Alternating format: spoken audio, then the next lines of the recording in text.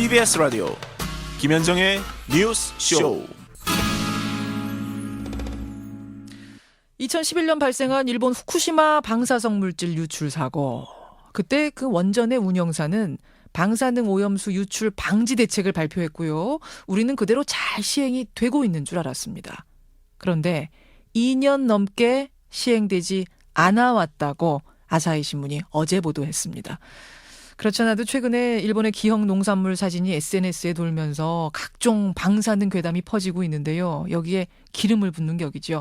긴급 진단해보겠습니다. 먼저 일본 현지 분위기부터 살펴보죠.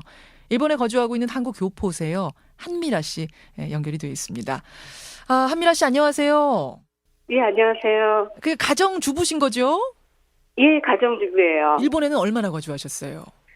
예, 10년째 거주하고 있어요. 10년째 도쿄에 거주하시고. 예, 도쿄예요. 자녀는 몇 살짜리 두셨습니까? 예, 지금 16살짜리 여자아이예요. 고등학생 여자아이도 네. 두시고. 이제 방사능에 대한 일본 전체적인 분위기는 어떤가요? 예, 2년 전에 비하면 지금은 많이 위기의식이 많이 줄어들어서 저 자신부터도 예전에는 식품을 선별할 때 굉장히 신중하게 선별을 했는데 예. 지금은 예전 같지는 않아요. 예전은 어느 정도나 하셨어요?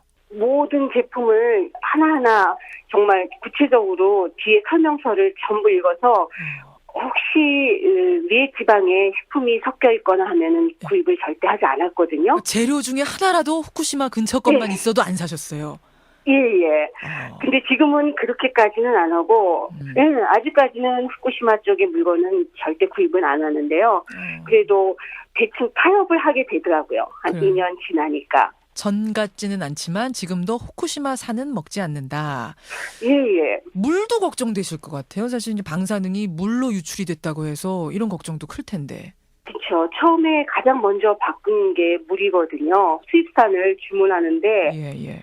많은 시간이 사실 걸렸어요. 일본 사람들도 역시 외국 물을 다 모두 찾았었나 봐요. 그래서 2개월 정도 걸렸어요. 지금은 그러면 2년 지났으니까 물은 그냥 드세요? 아니요. 물은 절대 안 바꾸고 있어요. 지금 어디 물 드세요? 지금은 하와이산 물 먹고 있어요. 물은 하와이산으로 다 사서 드세요. 예. 그러니까 음식을 끓이거나 할 때도 전부 다 그렇군요. 하와이산 물을 사용하고 있어요.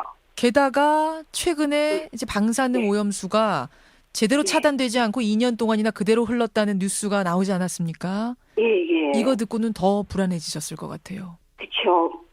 일단 일본 정부에 대한 신뢰가 많이 떨어지게 됐고요. 예. 그리고 여지까지 뉴스나 신문에서 발표됐던 내용들이 전부 의심을 갖게 됐죠. 저 자신이. 예. 그러면서 좀 위기의식이 약해졌던 것을 좀 더 강하게 해야 되지 않을까 하는 생각을 최근 들어서 하게 됐어요. 다시 바싹 예. 긴장하게 되셨단 말씀이군요. 그렇죠. 제일 겁나는 건 어떤 거세요? 한미라 씨는? 저는 역시 여자아이를 갖고 있으니까 아이한테 나중에 영향이 없을까 하는 그것이 사실 가장 커요. 지금 기억 문제 같은 문제가 조금씩 나오고 있는데 후쿠시마뿐만 아니라 사실 그 외 지역 사람들도 방심할 수 있는 상황은 사실 아니거든요. 이게 아마 한미라 씨만의 불안함은 아니겠죠? 그렇죠. 예. 그렇죠. 모든 사람들이 불안을 갖고 있는데 단 일본 분들하고 이야기를 나눠보면 예. 제가 생각하는 것 같이 그렇게 심각하게 생각은 안 하시더라고요. 그건 왜 그럴까요? 한인들만큼 불안해하지 않는 이유는 뭘까요?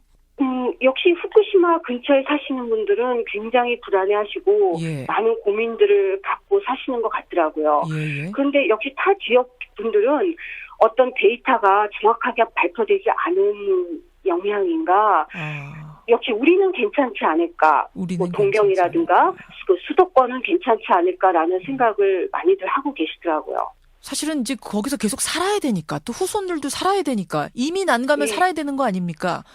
그러니까 그렇죠. 외면하고 싶은 어떤 이런 심리적인 것도 있겠죠. 있겠죠. 방법이 없다 하는 문제도 있죠.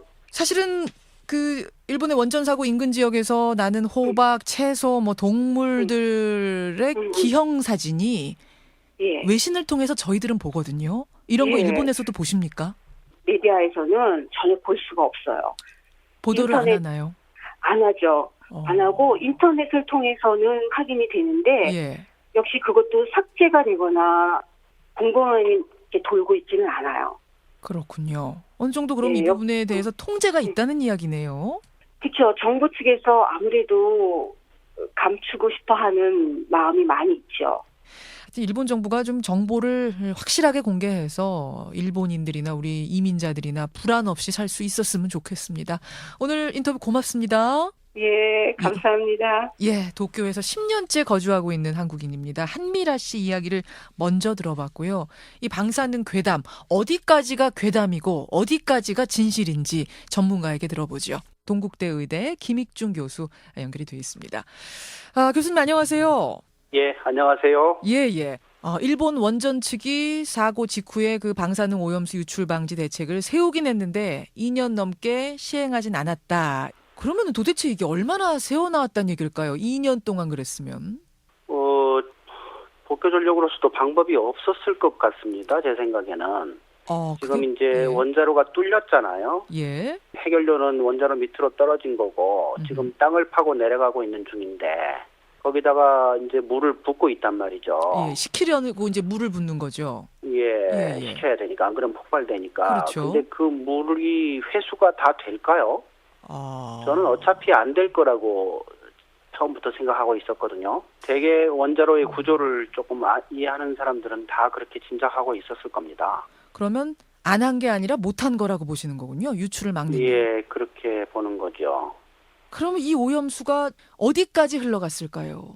하여튼 저도 들은 이야기인데 예. 해양학자들이 얘기하는 그 태평양 해류가 일본에서 러시아 쪽으로 올라갔다가 그다음에 캐나다, 미국 이렇게 다시 내려오거든요. 태평양 반대편에서. 예. 거기서 적도 근처에서 다시 이렇게 시계 방향으로 도는 걸로. 근데 그거 한 바퀴 도는데 얼마나 걸리냐 하고 질문을 한 적이 있었는데 깊은 바다는 1000년 걸린다고 하고요. 얕은 바다는 뭐 5년 내지 10년이면 한 바퀴 돈다. 그런 얘기를 제가 들은 적이 있습니다. 그러면 2년이면은 그러면 캐나다 정도? 예. 일본이 우리나라랑 가까운데 그러면 해류 흐름상 우리나라로 바로 오진 않는군요.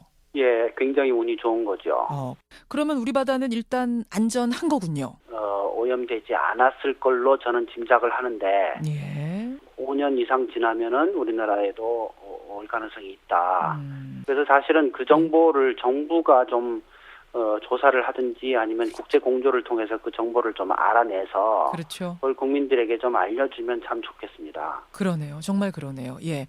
그러면 예, 교수님, 예. 당장의 우리 식탁은 괜찮은 겁니까? 우리가 먹고 있는 지금의 수산물들은? 저는 그렇지 않다고 봅니다. 생선들이 우리나라에 수입이 되고 있고 예. 일본산 수산물이 우리나라에 수입이 되는데 명태, 고등어, 대구, 방어 뭐 이런 것들이 지금 오거든요. 예. 그것들을 이제 정부가 측정을 했습니다. 수입을 할 때. 예. 수입할 때 측정한 결과를 보면 세슘이 나오는 경우가 꽤 여러 번 있었어요. 기준치 이하면 괜찮은 거 아닙니까? 그건 이제 정부가 정하는 관리 기준치지. 예, 그게 의학적으로 안전한 기준치는 아닙니다. 그렇게 보시는 거. 그럼 하나도 안 나와야지 정상이라고 보시는 건가요? 그렇죠. 우리나라 음식들 하나도 안 나오지 않습니까? 그게 자연 속에서 방사능이라는 게 예. 이제 당연히 제일 유명한 발암물질 아닙니까? 그렇죠. 이 발암물질이 들어있는 거가 안전하다 이렇게 말할 수 있을까요? 없습니다. 아니 근데 하지만 자연 중에도 세슘이 떠다니다가 방사능 물질이 떠다니다가 음식에 들어갈 수도 있다. 이렇게 우리가 그래서 안전하다 이렇게 얘기 들은 것 같은데. 세슘은 자연 방사능이 아니에요. 그건 핵 반응이 있을 때만 발생하는 인공 방사능입니다. 그렇군요. 물론 이제 자연 방사능이 있죠. 예. 그런데 그거는 이제 우리 인류가 생기기 전부터 우리 지구상에 있던 거고. 기준치를 얘기하거나 할 때는 뭐 거기에서 포함시키지 않는 겁니다. 그런데 세슘은 절대 자연 중에서는 나올 수 없는 인공 방사능. 음식에는 그렇죠. 제로여야 정상이다. 그렇죠. 제로였었습니다. 제로였었습니까? 핵폭탄 만들기 전까지는. 그래요? 네, 지구상에 없던 물질이니까요.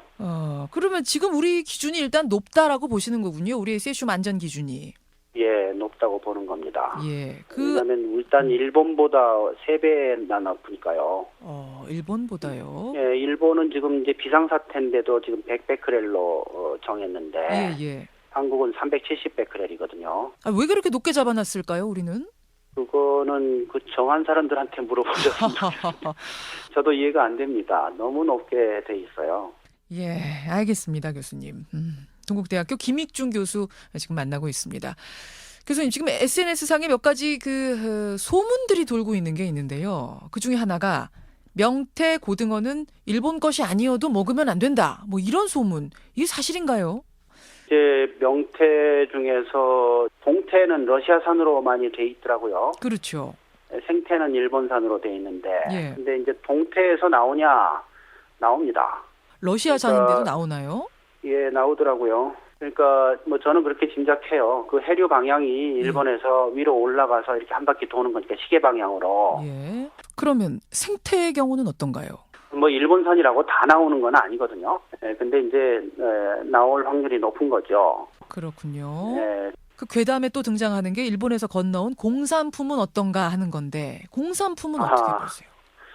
그거는 저는 별로 크게 위험하지 않다고 생각합니다. 예를 들면 기저귀라든지 뭐 아이들이 쓰는 여러 가지 기구 이런 것도 굉장히 일제 많거든요. 먹는 게 아니라서 방사능에 좀 오염됐다고 하더라도 외부 피폭이고 예. 그리고 쓰는 동안만 피폭이 됩니다.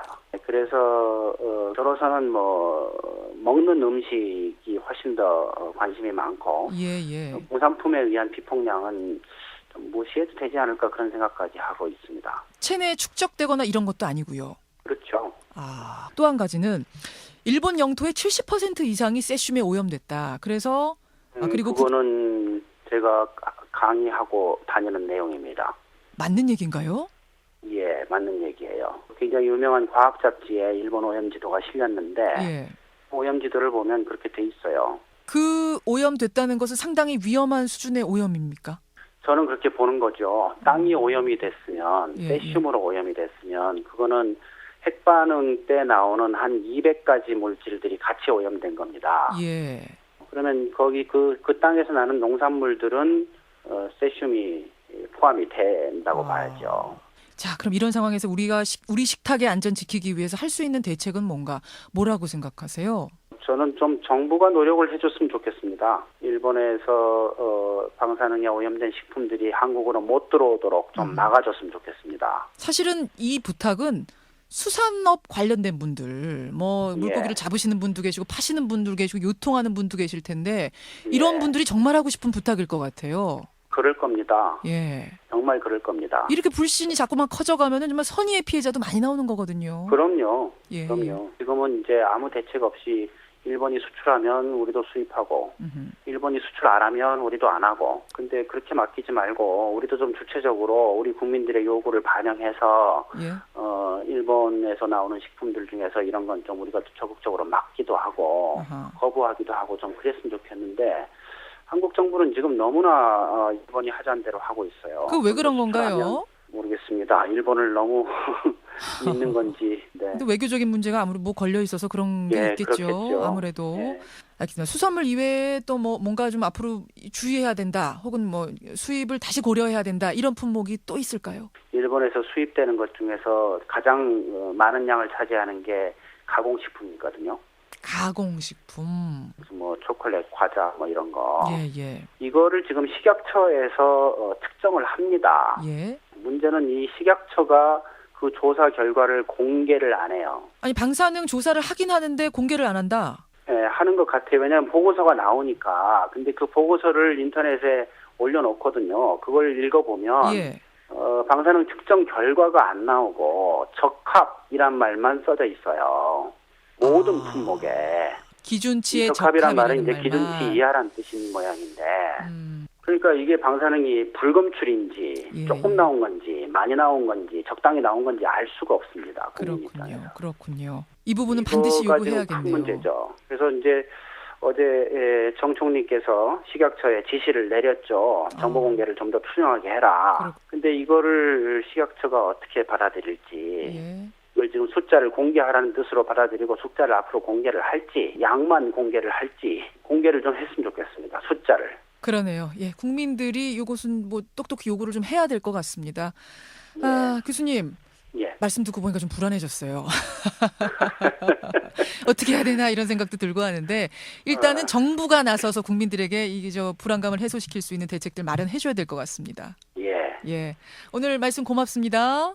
예, 고맙습니다. 예, 전문가입니다. 동국대학교 의대 김익중 교수까지 만났습니다. 결국 진실을 밝히지 않으면 괴담이 나오는 거 아니겠습니까? 국정원 댓글 사건이든 방사능 유출이든 투명하게 밝혀야 된다. 8672님 이런 문자 주셨어요. 50원의 단문 100원의 장문 유료 문자 샵 1212 카톡 레인보우 열어놓고요. 오늘 3부에서는 권영철 기자가 차영 전 대변인 관련된 이야기를 가지고 왔다는데 잠시 후에 만나죠.